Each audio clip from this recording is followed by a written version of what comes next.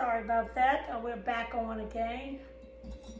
I hate it when someone tries to call while we're taping, but now I'm just going to knot this because it broke off.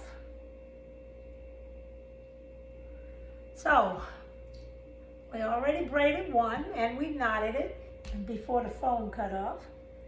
But let's knot these. This is going to be a little smaller. And let's knot it. I have my skillet over there getting hot, well, the pans. And make sure the pan that you sear them in, they can hold your broth. All right, let's see, can we get one more knot out of this? Okay. All right, now, here we are. We're gonna take these over to the stove. So what I'm gonna do is try to turn you slowly over to the stove. Let's see, can we get over to the stove? There we are. Almost. I'm gonna walk you there. So I know you can see me. Let's see, can you see me now? Okay. We're gonna sear them and I'll bring them to you in a second. Let's cut the eyes up and I'll walk the camera towards you. Sorry you have to see this, but it'll be all right. You'll be all right. All right. Now you can get this one, but you can't see the other one. But how's that? Okay, we're going to get a good sear on these. You can't move them, see, until they get a good sear. Now, I want you to see this. I made my broth with nutritional yeast flakes and spice seasoning. And once they are seared on both sides, it takes about 6 to 8 cups in each pan. I've done this so much, I've got an idea. So once they are seared, we'll flip them over and let me get something to turn them. And they're going to sear, and this one won't come up until it's brown. This is the one in the back.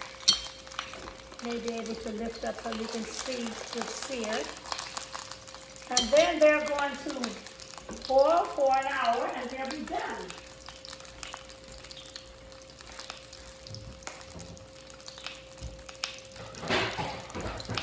So get into this.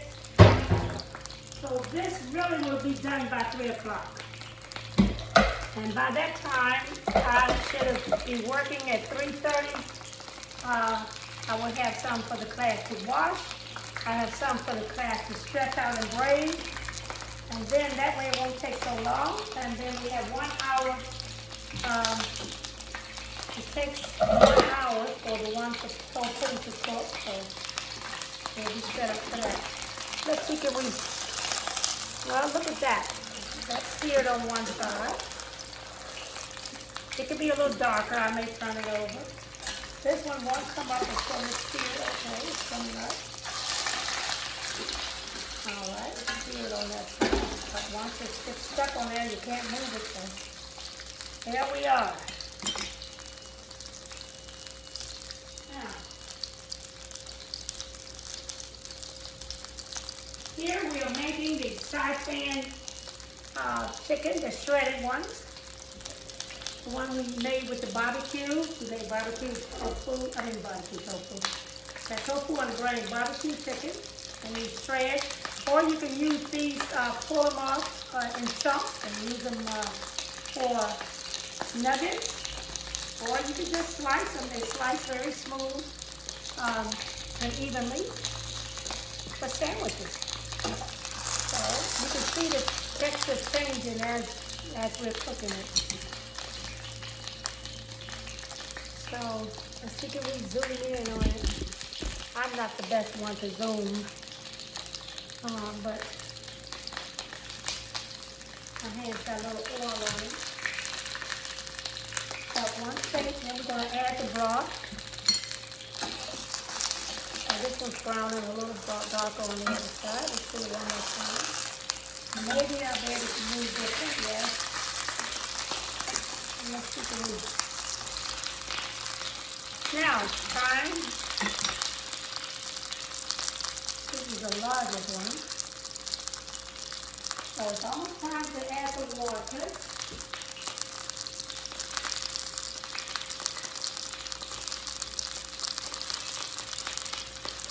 Normally I pour it in, but I tell you, it makes such a mess. Flattering me. I'm videoing this for y'all. I don't know. Because you know you're doing hot oil. It's liquid. So we're going to turn this one more time because I like a dark sear on it. Now that's what you're looking for.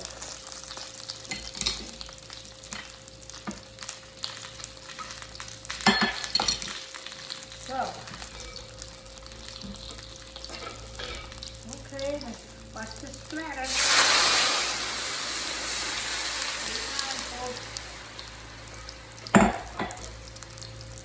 Okay, I'm going to scoop this in because I'm going to have to pour the rest over in there and then make a little more. It should be 8 cups per, and that was 4 cups.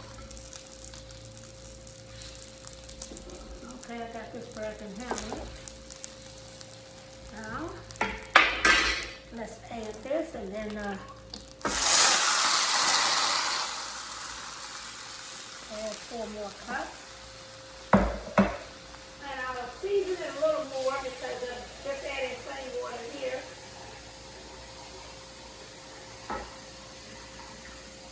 Now you can season it to the taste of what you like your chicken broth to taste like. All right. I'm going to clean up my little spill and then I'm going to add a little more nutritional yeast flakes and a little more spike to the second one. Here is our nutritional yeast flakes bulk. I know I'm not measuring, but it's how you want your chicken broth to be rich, or some people just like it thin tasting, but I like mine to taste finely seasoned and rich. And you can always taste it.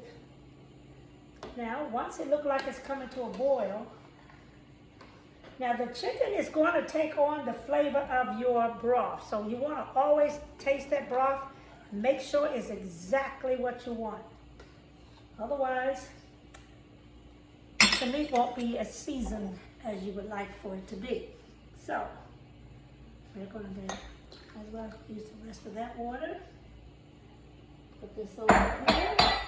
Now, 1 hour from now, it is exactly 1:30. I am right on time. So, I have some dough setting. Get ready to put some water in there, cover it, and it will set from 1:30 to 3:30. And when 3:30 comes, I'll start washing that. So by the time the class gets here tonight at 5, I will have that ready. One of them ready for them to wash and one for them to stretch out and braid and plait.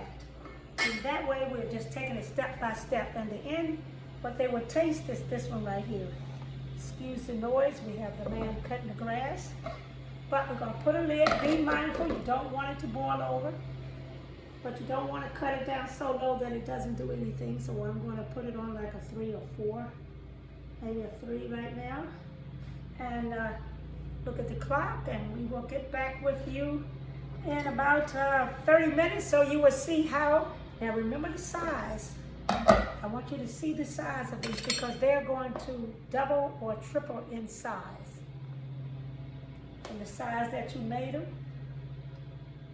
So you will have plenty of chicken. All right. Now, hold your questions.